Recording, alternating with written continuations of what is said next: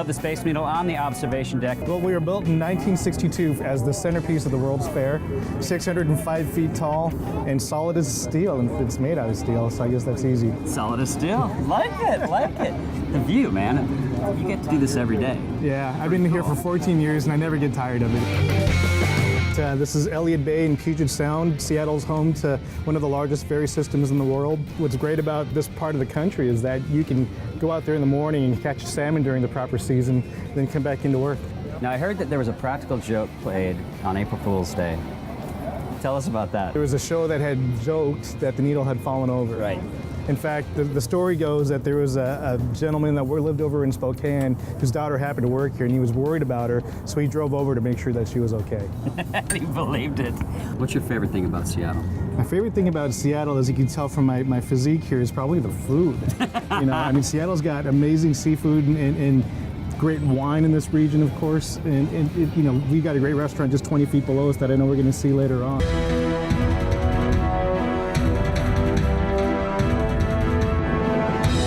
With executive chef Jeff, which rhymes, here at Sky City. Now, I'm told you're one of the most serious chefs in Seattle. Don't mess around with you. That's right, don't mess around. At Sky City, we focus on Northwest ingredients. You know, we really want to highlight what the Northwest is famous for.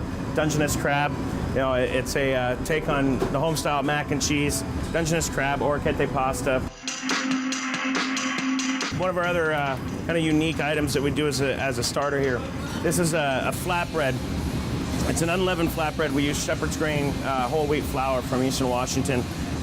We've got an organic egg baked right on top. I'm gonna put you to work. We're gonna do two of our signature dishes. So this is a butter sauce. It's a beurre rouge. So it's a take on a classic sauce. Everybody kind of knows beurre blanc. This is beurre rouge. This just means red butter. What we're gonna do, this is just a little bit of that right on the bottom of the plate. These are locally grown banana fingerling potatoes. And behind you, the finest Northwest salmon. Look at that. Huh? That's awesome. Who said I couldn't cook? All right, John, we've saved the best for last. I thought we were done. Whoa! This is the 1962 original, our lunar orbiter. Snoqualmie Gourmet ice cream. Oh my God. Chocolate sauce and dry ice. How's everything tasting? It's amazing. Awesome. And I think that's going to top it off. It's going to be the perfect ending.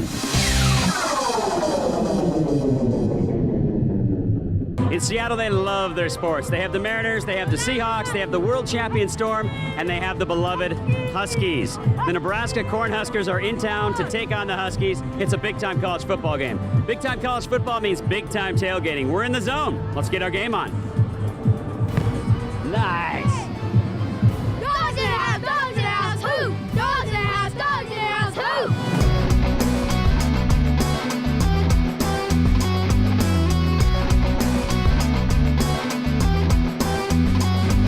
I've been to a lot of parties, I've tapped a lot of kegs, been to a lot of tailgates, but I've never seen beer poured like this. What is going on here? We're filling beers through the bottom.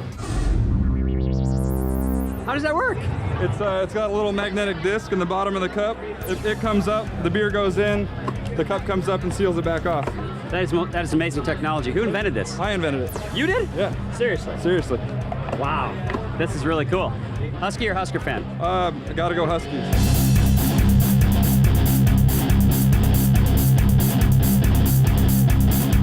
Seattle Underground was founded absolutely unintentionally. It speaks to Seattle's past, some of it good, some of it just a little bit racy.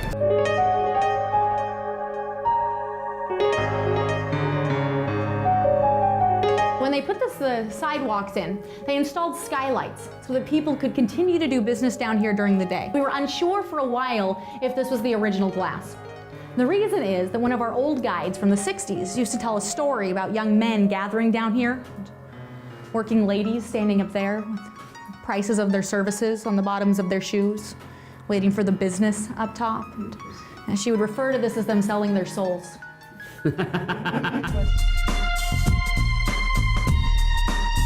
So the first toilets that came to Seattle were distributed by a man from Chelsea, England named Thomas A. Crapper. Invented what he called Thomas A. Crapper's wonderful valveless water waste preventive device, which is a lot to say when you gotta go. That is a lot. You can have an accident. So we shortened to the Crapper, but there was a strange pipe coming out the back. So they looked at the instructions. It says, attach pipe to city sewer system. Right? They looked in the box for a city sewer system. They didn't have one. In the 1880s, Seattle decided to take a census, an occupation survey. They wanted to find out how many people were living here and what they were doing. They got back 25,000 census forms. 2,400, about 10%, listed themselves as being young, single women. All of them listed their occupation as being either seamstress or garment worker. So we thought this was a bit fishy. I decided to have an investigation into it. After 6 weeks of exhaustive research, they determined that there was not a single sewing machine in the entire area. Oh my God, what did they do? Well, it led them to suppose that they must have been doing a lot of the work by hand. Okay, nobody gets it who's not supposed to.